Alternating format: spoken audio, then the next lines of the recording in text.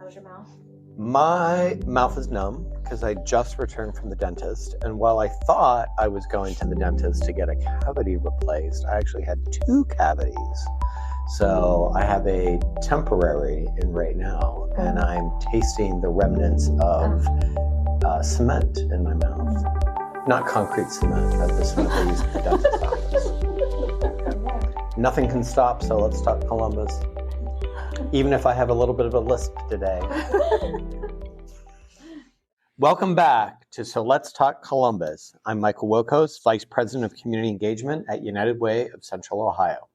In our last episode, we talked about housing, the growth happening in Columbus, and the pressure it's putting on affordability. Understanding the challenge is important, but the real question is, what do we do about it, and who we're building solutions for? That's what we're going to focus on today. I'm joined by Samantha Stewart, Vice President of Community Impact at YMCA of Central Ohio. Samantha has spent her career working closely with families, especially those navigating instability, helping them connect with housing, resources, and support so kids and families can thrive. Samantha, welcome to So Let's Talk Columbus. Thank you. All right. How long have you been doing this work, Samantha? So I've been with the YMCA of Central Ohio. I'm in my 25th year. Wow. But so a long time tenured with the Y and in Central Ohio. But before that, I did very similar work in West Virginia. Okay. So that's where things started for me probably 33 years ago. That's great. What has driven you to be so passionate about this work? You know, it's interesting. I remember having a conversation with one of my brothers when I was in high school, telling him that it was really important for me when I went to college that I wanted to do something really focused on serving families. And he still remembers that conversation, and I still remember that conversation. So for some reason, it was ingrained in me from a very early age, and not because I have a history of family who are in the social services field, but just for me, it was something that resonated and spoke to me from a very early age. And where in West Virginia were you? Parkersburg. Okay. Yeah. Parkersburg and Columbus are very different places. Very different. I'm a child of Appalachia. So Okay. I can speak to what a lot of our families here in Central Ohio walk through every day, just given my experience and how I grew up. So I've heard that years ago, the 3 R's in West Virginia were reading, writing, and the road to Columbus. Is there truth in that folklore? Yes. Okay. The route up 23. That's a lot of, take that trip up 23 to make your way to Columbus. Now it's not 23, but yeah, that's definitely one of the roads. So despite the growth and prosperity of Columbus, what have you found that's different between the instability of families in Parkersburg versus Columbus? I don't really think there's a difference. There's instability everywhere. It doesn't matter if you're in a large metropolitan area like Columbus in Central Ohio, or if you're in a small rural Appalachian town, it's still there. The instability is still there. It may look different. Rural poverty looks different than city poverty, but it's still poverty. So when you think about the families that you work with, what does housing instability actually look like in their day-to-day lives? It has many forms. It can look like couch surfing. It can look like being afraid that you're going to come home to a note on your door because you haven't paid your rent, or maybe you have paid your rent, but your landlord decided to sell all of a sudden. It can look like living in a car, or it can look like multiple families huddled together in the same space and not having the ability to separate out a little bit. And over your career, have you seen those patterns change? Is there more couch surfing going on now than there used to be, or? That's a good question. I think that that's a dependent upon the families that we're meeting. Some of them, yes, there's more couch surfing. I think in other aspects, there is, unfortunately, there's some shame, and we don't always know what situation families are dealing with. And they may say to us, yes, I live with my sister and brother-in-law. And to them, that doesn't necessarily mean they have a room that they're in. They may be couch surfing, or it could be something as larger scale as they're in their car. That's where they stay. They go and they try and find the best resources that they can in order to take a shower every day, or make sure their kids get to school and have the things that they need. So speaking of kids, let's talk about how housing instability shows up for children in our community, especially in the summer months when school isn't there as a safety net. Yeah. When I think about housing instability for kids, it really, it can be heartbreaking because those kiddos are oftentimes ingrained in their communities.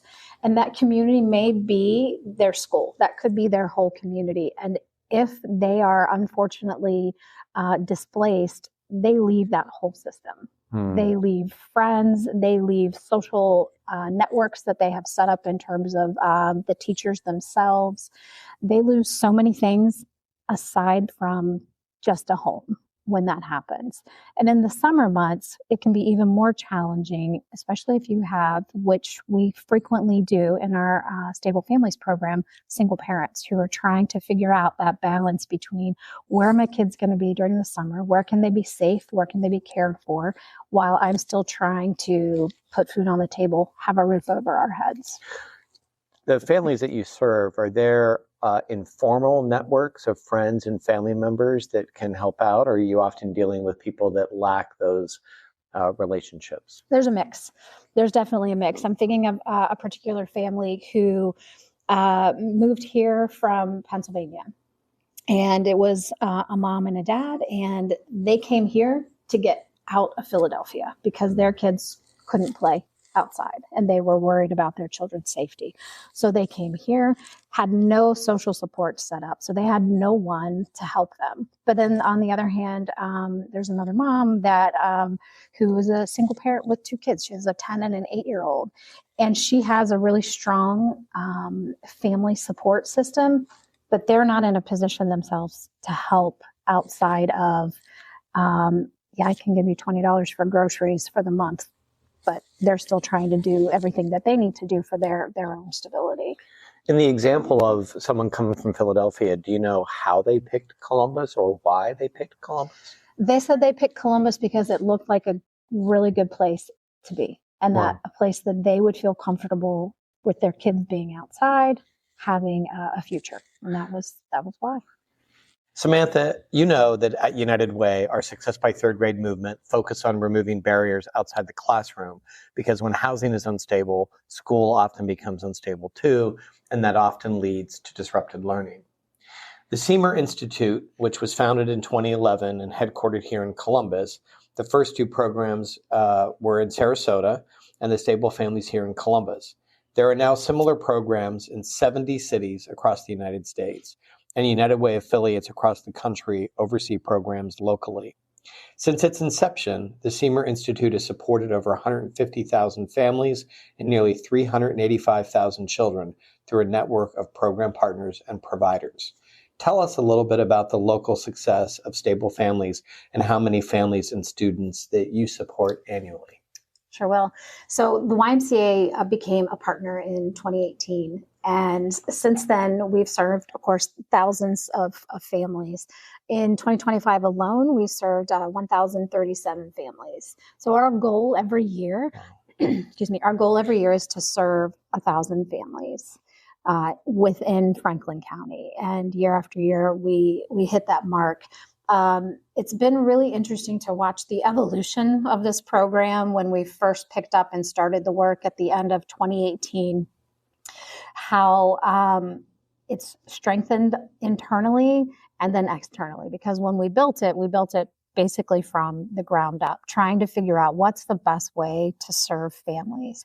And for us, it was really evident that the best way to serve families was to go to them, not to ask them to come to us. So we made it a home visiting model.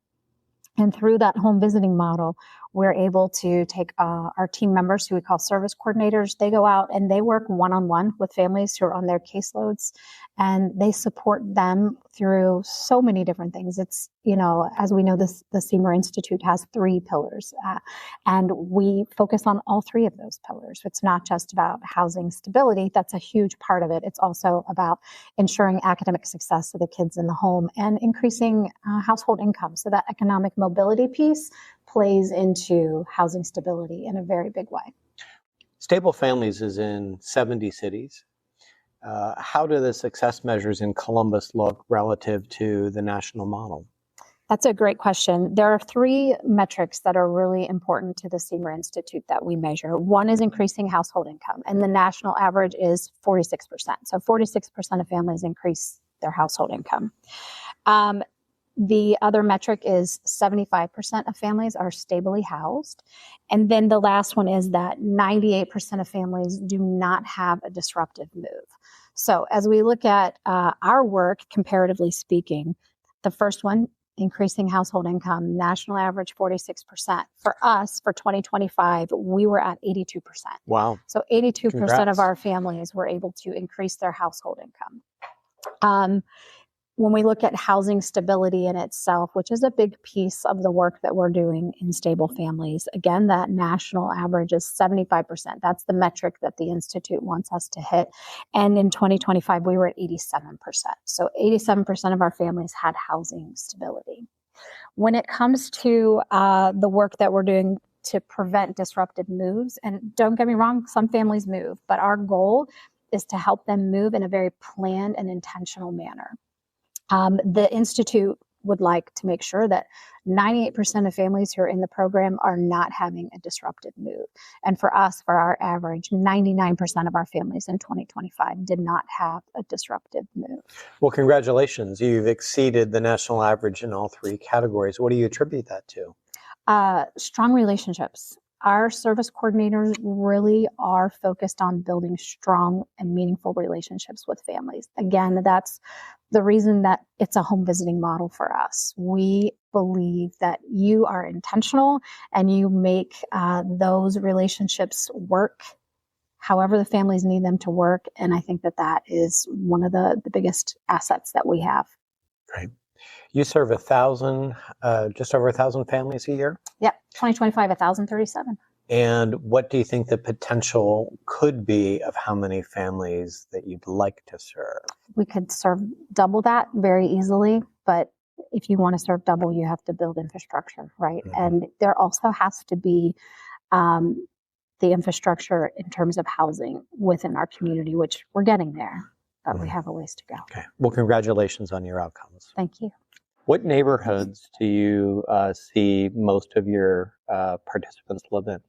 We are throughout every zip code in Franklin County, but I think that it's probably fair to say we have a higher prevalence in the Linden community. Mm-hmm. Definitely 43229, so Northland, and then Southwest and the Hilltop area. So those are really three big areas, but we're everywhere. In the 8 years you've been managing the program, have you seen that geography shift at all as the eviction epidemic has kind of moved around the community a little bit and housing prices are rising faster in some neighborhoods than others?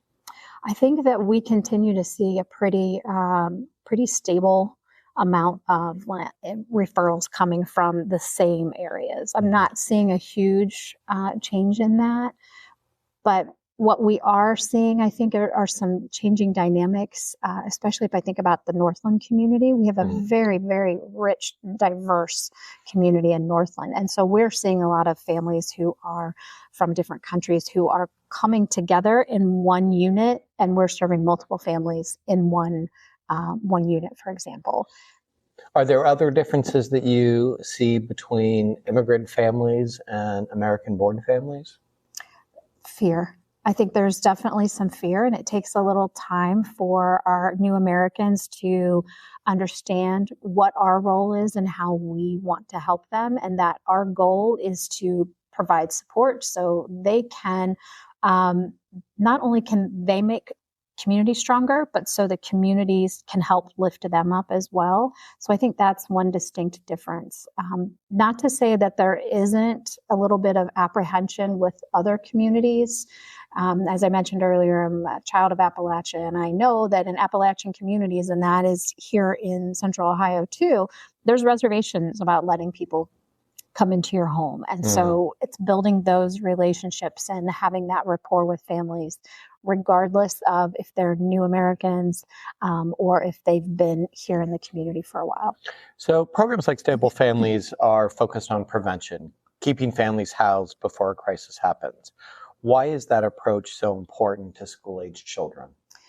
It's all about being upstream, because if you take a child who is, and I think I would like to reiterate that it's a social network for them when they're in school. And it's really important to find ways to help them not just lose all of those components of friends, school guidance counselors, the social network when it comes to assisting the parents who are there, and the parents know that they have a trusted person to go to if they need help as well. So finding families upstream so they don't have to leave or they don't have to have a disruptive move is critical in ensuring academic success for kids. And Barbara Seymour was a school teacher, and she saw this play out. And that's one of the reasons that she built this program, is because it was so meaningful to her that she saw what would happen when kids had housing instability.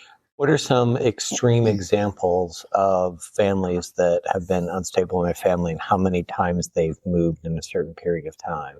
Just put that into perspective for our listeners. I think that you're going to see the whole gamut. There are some families who may have shifted and moved 10 times within a year and a half for their child. And then there are other families who they're in one place, but it's a day-to-day struggle. I mean, I think that a recent statistic I heard was that right now, everyone, or a vast majority of the population in the United States, is 3 months away from a critical economic issue. For our families, they don't have 3 months. They have maybe a week, from 1 week's paycheck to the next week's. So it can be as much as a move 10 times within a year and a half, or sometimes they're in the same place, but they're just struggling. I haven't moved in 20 years, and so the thought of a move is just disruptive, even when you do it once every Absolutely. 2 decades. So that's hard to process. When you're working with families who in many cases are doing everything right, they're working, they're trying to stay afloat. So where does the system start to break down for them? It breaks down in a lot of places. We've had the opportunity to run a simulation as a cost of poverty experience. And that often gives people a different perspective, because it shows that breakdown. It's a simple thing. You could have a single parent who can't get off of work, but if she can't get off of work, she can't make it to Job and Family Services to talk to her caseworker to renew something. And then she loses her childcare. So it's cyclical. So that's definitely one of the breakdowns, is our lack of ability to meet families where they are. And that's why for us, the Stable Families program that we're operating, that we go to families when they need us. So we can be going to a home on an evening visit at 5 o'clock after somebody gets home from work. So that's one of the breakdowns. The other's just plain bad luck. Like sometimes it seems like people just cannot get ahead. They have the best of intentions and they are working really hard, and something happens and everything just goes. They could have brakes go out on their car and they can't get to work. They can't get their kids to their appointments to the doctor. They can't get to speech therapy if they have, outside services. Share some examples of how many families one of your colleagues might actually be working with, and how often maybe they may be interacting with those families. Most of them are carrying caseloads of roughly 50 families. Okay. Within a year's time, it's usually they're seeing maybe 75 per staff member, and they have 2 touch points a month. One is face-to-face, and the other is either talking to them on the phone, sending a text message, an email, some other way just to have a touch point to check in. Put that into comparison for our listeners of what that typically would look like for a county Job and Family Services social worker compared to the interactions that you have. Much more intense, I'm assuming? Much more intense. And I think that, I would say much more intense, but you know what? I haven't walked in the shoes of one of the caseworkers from Job and Family Services. So, but the benefit that the folks from the Job and Family Services opportunity centers have is that they're stationed there, and they can push through, right? More families can come in and see them on a regular basis. But when you have a service coordinator who's doing home visits, not only are they serving 50 families, but they're driving in between those homes every day. And then they're going back and they're doing case notes. And then they're finding the resources the families need, or they're doing interview prep with the families. Like it's a little bit of a different mindset. Right. So you've given us some examples about the family from Philadelphia, but is there another example that sticks out for you that really illustrates the work of the program? Absolutely. I'm going to talk a little bit about Molly. Molly is, her name has been changed, but she's a single mom, 31 years old. She has a 5-year-old and a 2-year-old. And for her, she really felt like self-sufficiency was out of reach. Like there was no next step for her, that she was always going to be stuck in this same place of, living paycheck to paycheck, trying to figure out how to buy groceries, how to do all the things that she needed to do as a single mom to ensure her girls had a bright future. And it started at intake with her having a very honest and direct conversation with her service coordinator. So this individual who was going to be her person and walk through all the steps of everything that she needed to do in order to have safe and secure housing, increasing her household income, and ensuring academic success for the kids in the home. And so after their initial intake, the service coordinator started building a relationship with Molly. That relationship consisted of, again, that very direct and candid conversation. And it really was, let's break down your budget. Let's look at where you're spending your money and how do we take a step forward and help you spend smartly. And that's a huge challenge because money is a touchy subject for anyone.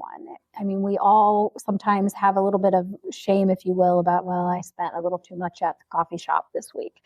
And for someone to be willing to open up their little checkbook, if you will, or their bank account and show you what they're spending their money on week after week, it really takes a lot of trust for them to do that. And that's one of the really important measures that our staff take, is building those relationships. They don't start right off and come into the home and say, you need to make these changes.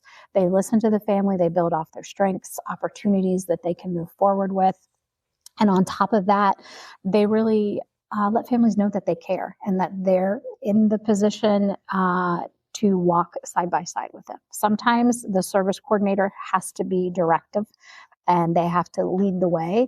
But eventually the goal is that they're walking together with the family, and then eventually the family is on their own and they're walking out front and doing the work that they need to do.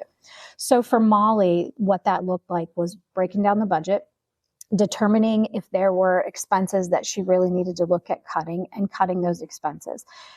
And when you develop a budget with someone like our service coordinators do, there's an accountability piece. And if you haven't built that strong relationship with a family, they're not going to be honest with you when it comes to looking at that accountability piece. But in Molly's case, it worked. And she went through a financial wellness program that we linked her up with, where she's able to not only learn tools, tricks, and tips, but it's also a savings match program. So once she saves $500 after she goes through the full financial wellness program, we're able to match that $500.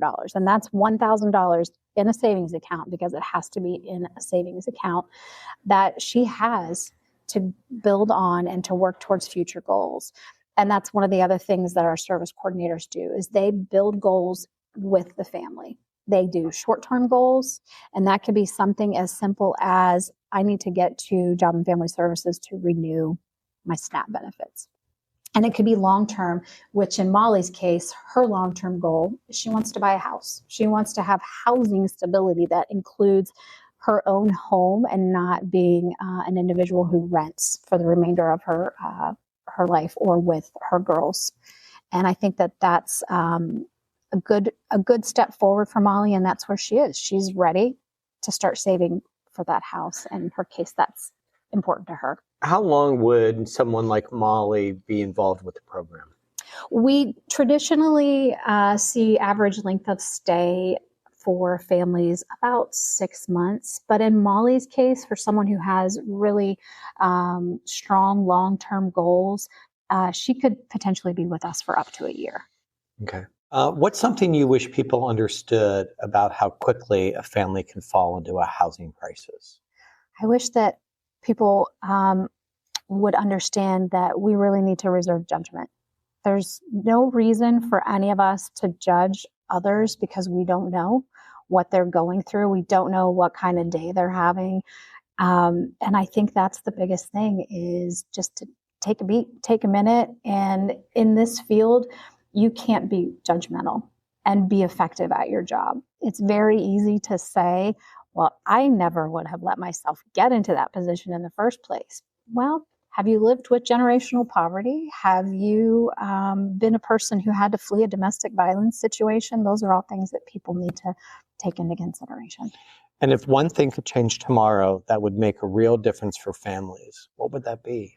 Well, the grand idea for me would be that we wouldn't have jobs, because there would be no need for supporting folks and helping them stay out of the homelessness system. But we know that's not a reality. But there are so many different things that would be key. And in Columbus and Central Ohio itself, if we could find more affordable housing, I think there are so many opportunities to support families just with that simple fix.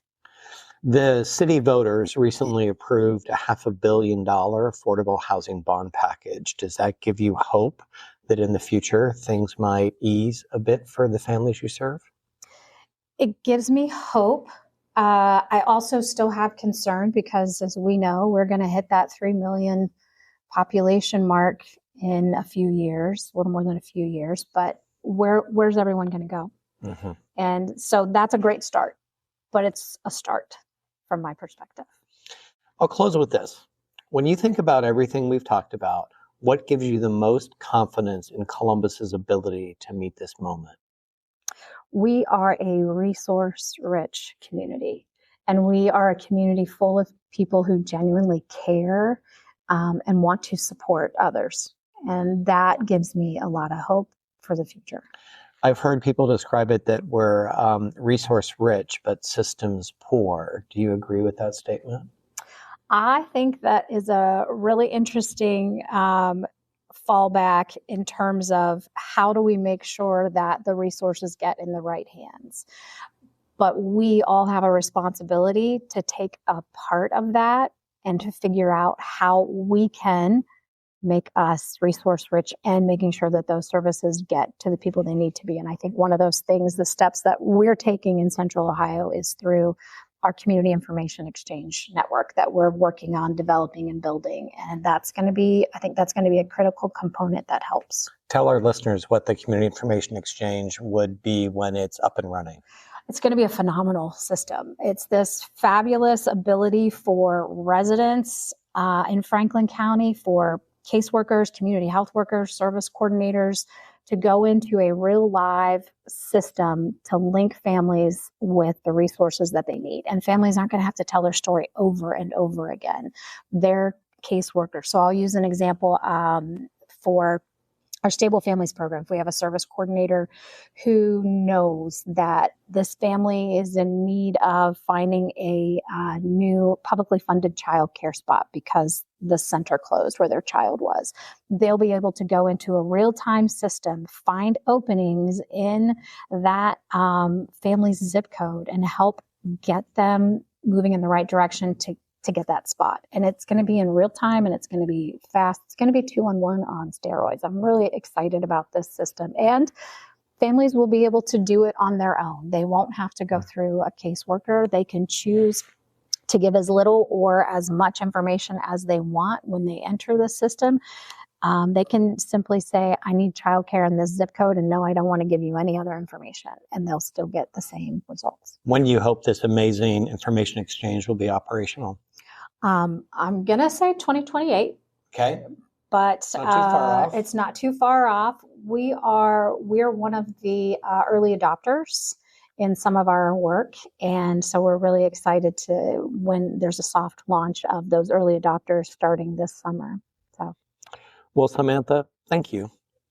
What stands out in this conversation is that housing isn't just about buildings, it's about families, it's about kids, and it's about doing everything we can as a community to help students show up for school every day, ready and able to learn. And the work you're doing makes that real in a way that data alone never could. So thank you for being with us today. Thanks for having me. You bet. Thanks for listening to So Let's Talk Columbus. If this conversation made you think, share it. If it challenged you, good. If it made you proud, even better. Until next time, remember, there's not a problem Columbus can't fix. Fantastic. Yay!